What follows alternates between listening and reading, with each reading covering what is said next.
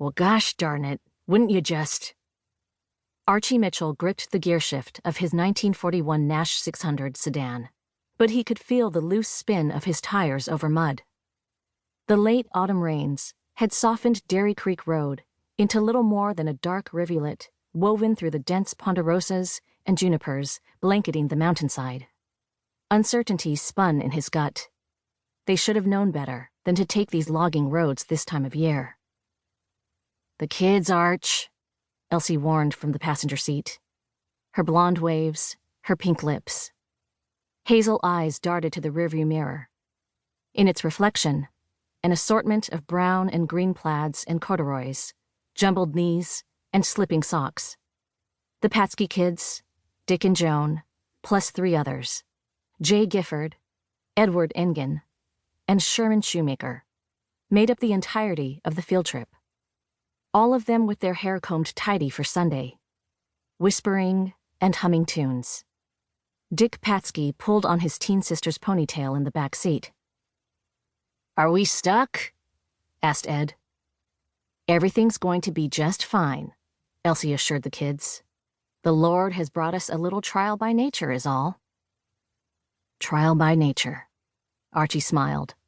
His wife was right. He ought to have watched what he said. It's no wonder she had been the star pupil at Simpson Bible College, unlike him. Somehow, despite his many failings, God saw fit to give him Elsie.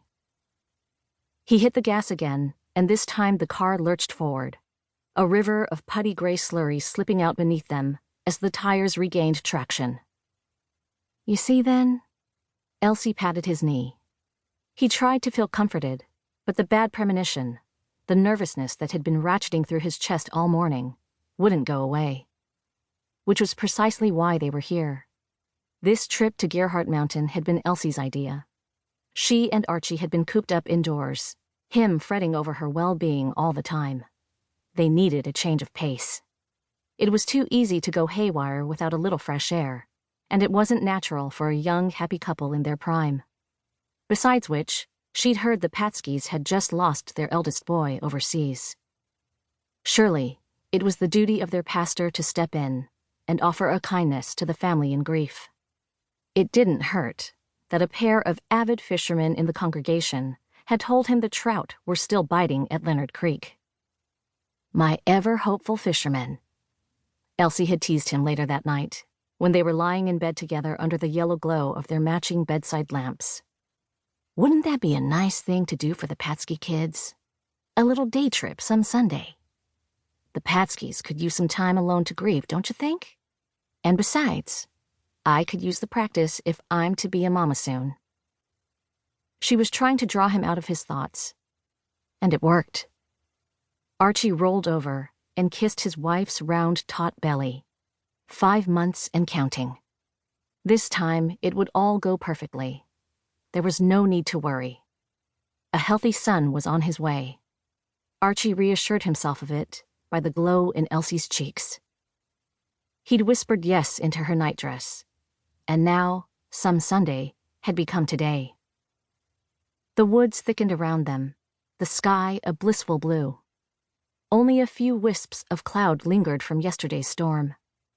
Still, as they drove up the ever-steepening road, Archie could feel the knot of tension in his chest coiling tighter. He rolled down his window, taking in the crisp mountain air. It was cold enough to carry the scent of winter, and for a moment, he blinked, thinking he'd just seen a snowflake. An eerie feeling moved through him, as if he was in a room in which a door had suddenly blown open. But it was just a tiny seedling, some minuscule bit of fluff held aloft on the wind. The kids sang hymns again as Archie maneuvered the Nash onto an even narrower service road. It was bumpier than Dairy Creek, and he watched Elsie with a worried eye. She had one hand on her belly as they bounced over ruts. He braked slowly, not far from an abandoned little cabin the fisherman had told him about. Maybe it would be better to walk the rest of the way. Elsie reached for the latch. "How about if I take the kids down to the creek? Maybe you can get a little further in the car. That way you won't have to haul the picnic things as far." She was right, as usual. You sure you'll be okay? Her smile was like sunshine. It filled him with something more than love, a thing he could not name, for it would insult God to know it. How he worshipped her. How he'd lie down on the mud and let her walk across him like a bridge if she asked. How he sometimes feared God had been too generous in giving him Elsie. Feared what lengths he'd be willing to take just to make her smile, just to feel her gentle hands on him in the darkness, her curious little kisses that set him on fire with shameful thoughts. With Elsie, he was powerless.